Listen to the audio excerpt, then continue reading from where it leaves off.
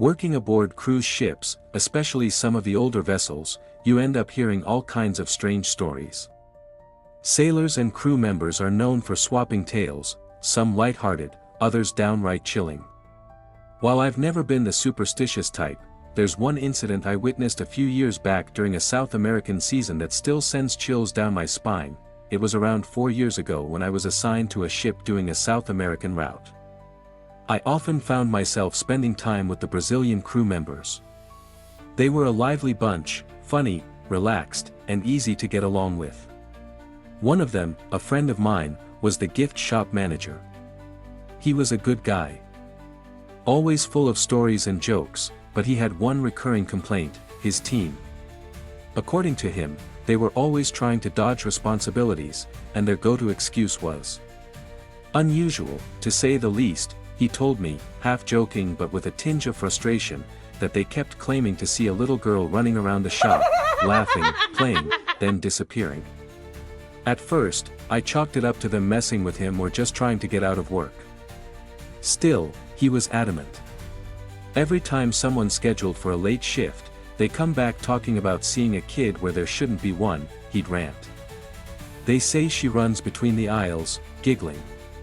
One evening, a few of us were sitting down for coffee in the crew mess. The head of the photography department joined us, clearly annoyed. He was griping about how he had to pull extra hours because his team was slacking too.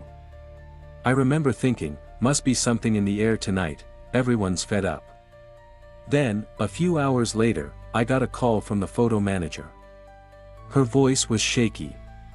She said our mutual friend, the gift shop manager, was in her cabin, crying and visibly shaken.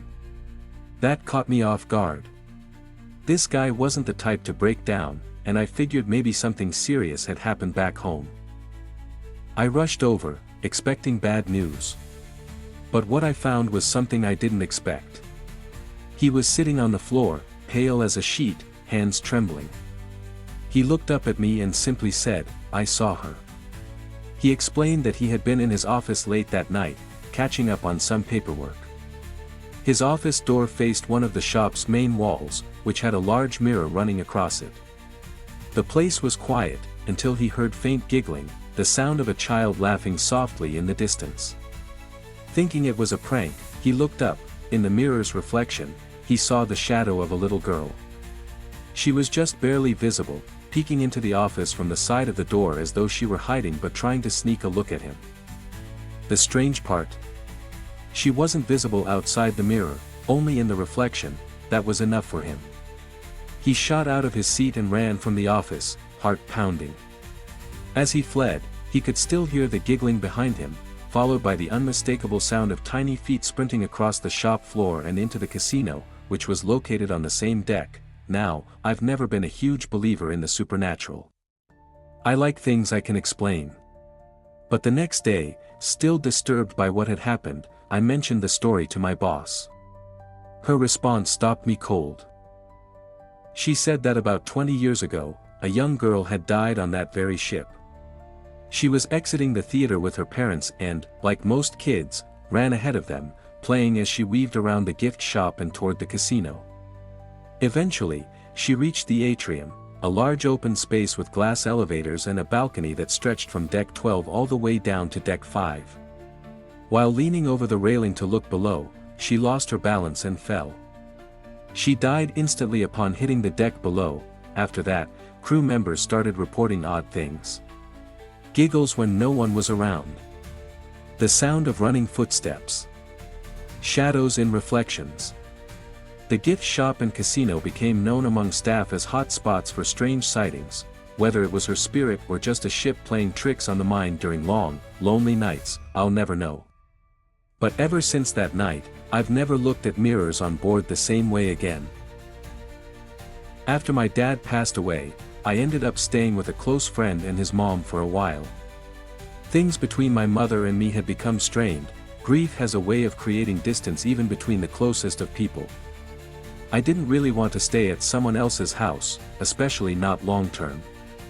I've always had this weird discomfort about sleeping in unfamiliar places, almost like I could never quite relax. But given everything I was going through, my friend and his mom didn't want me to be alone, and I didn't have the energy to argue. Their house was older, tucked away on a quiet piece of land just outside of town. It had charm, but also that distinct stillness that old homes tend to carry, like the walls remember things even if no one talks about them. On my very first night there, something happened that I still can't explain. It was early in the morning, maybe around 4 or 5 a.m., when I woke up to the sound of my bedroom door slowly creaking open. At first, I assumed it was my friend or his mom checking in on me. But then a man stepped into the room. He was tall and broad-shouldered, dressed in a red flannel shirt and denim overalls, and he carried what looked like a well-worn tool bag. He didn't say a word. He simply walked in calmly, turned on the light, glanced at me without surprise or concern, and then passed through a second door in the room, which led into a small utility area. I was so stunned that I didn't react right away. It was like my brain couldn't process what I was seeing fast enough. A moment later, everything went black again. I must have fallen asleep because when I woke up for the second time, the room was completely dark. The light was off, the door was closed, and nothing had been touched. It was as if none of it had happened. Still, the memory of that man felt far too vivid to be a dream. When I finally made my way upstairs for some coffee, I casually asked my friend's mom if one of the handymen had been in early that morning, someone who might have come by to fix something in the basement. I described him exactly: red flannel, overalls, tool bag. She froze mid-sip. Her expression turned from puzzled to pale in an instant. After a long pause, she set her mug down and quietly said, "There was no one else here last night. Just you and me." Now thoroughly creeped out, I pushed a bit harder and explained in full detail what I'd seen. I described the man's height, the lines on his face, the kind of facial hair he had.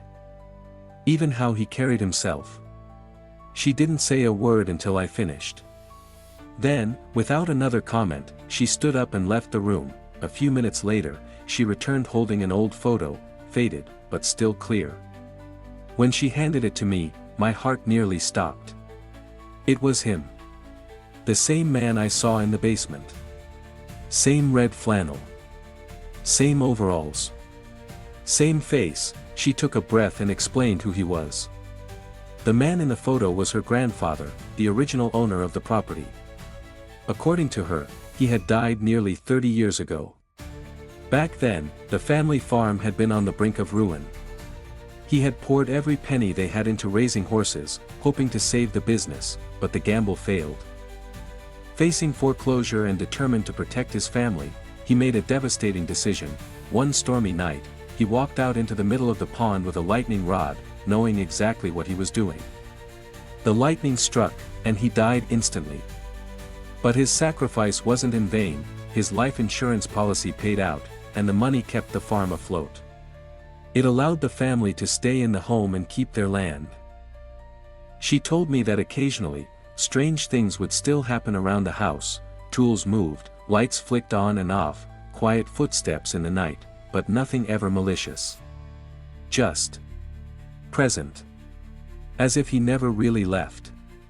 As if he was still looking after the place he gave everything to protect. I never saw him again during my stay, but the memory of that morning never left me. I still don't know if what I saw was real, a dream, or something in between. All I know is that sometimes, grief echoes in more than just our hearts, and some people love a place so deeply, even death isn't enough to drive them away. A few summers ago, I worked as a counselor at a camp in the Pacific Northwest. The camp itself was unique, not your typical religious or rustic getaway, but more of a community for skeptics, science lovers, and non-religious families. It was geared toward critical thinking, curiosity, and exploration. Naturally, it attracted people like me, skeptical, rational, and not exactly prone to ghost stories or superstitions, which makes what happened even harder to explain. It was maybe the second or third night of camp. After the kids had gone to bed, the staff gathered around a campfire to unwind, talk, and decompress. Nothing unusual. We laughed, shared stories, roasted marshmallows. Around 2 a.m., I decided to call it a night and head back to the cabin I shared with another counselor and our group of campers. The walk back wasn't long, just a quiet stretch of open grassy land, flanked by some tall reeds and trees on one side and the dark expanse of Puget Sound on the other. The moon was full that night, casting a cold silver glow across everything. It was beautiful, in that eerie, too silent kind of way. I was jogging lightly, mostly to stay warm in the chill. Then I saw it, something in the reeds. At first glance, I thought it was a person crouching near the tall grass by the shore. They were wearing a white gown or some kind of light fabric that stood out starkly against the night. I slowed down, squinting. That's when it stood up. The figure rose in this strange, twitchy motion, too fast, too mechanical. It backed up a few stiff steps, then dropped back into a crouch, never turning to run or speak. I could still see it, partly hidden in the grass but clearly watching. That was when I realized something was very wrong. It had no face. There was just long, tangled dark hair falling forward, obscuring where its face should have been.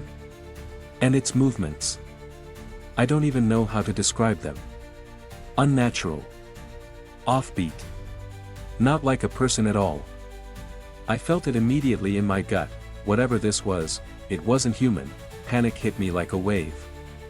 My legs suddenly gave out beneath me, and I hit the ground hard. I was trying to stand, to run, but it was like my muscles had shut down. My body refused to move. I was crawling on all fours, gasping for air, trying to scream, but nothing came out. Just sharp, empty breaths. I felt like prey. Helpless, the crawl back to the cabin felt like an eternity. I was shaking so hard I could barely grasp the door handle. When I finally got the door open, I slammed it shut behind me and just stood there in the dark, heart pounding, ears straining for any sound from outside. But there was nothing. No footsteps. No movement. Just the heavy silence of a sleeping camp. I didn't sleep much that night. Maybe a few minutes here and there, staring at the ceiling, replaying what I'd seen. At one point, just before dawn, I remember bursting into this wild, hysterical laughter. I convinced myself it must have been one of the kids, maybe a girl in a nightgown who went out to pee and got caught in the moonlight, scaring me half to death. It seemed silly in the light of morning, and I even joked about it to myself. Wow, you really lost it out there. But when I asked the campers during breakfast if anyone had gotten up to use the bathroom, every single one of them said no. Not one had left the cabin after lights out, that laughter from the night before. It turned to ice in my chest. To this day, I have no rational explanation for what I saw. And I've tried, believe me. Was it a hallucination brought on by exhaustion? A trick of the moonlight? A waking dream? All possible. But it felt real. The fear was real. The paralysis was real. The thing in the reeds was something, and even now, years later, I still get chills just thinking about it. I'm still a skeptic, still grounded in reason, but there's a part of me that remembers that figure crouching there, waiting, and wonders, what if the world is stranger than we think?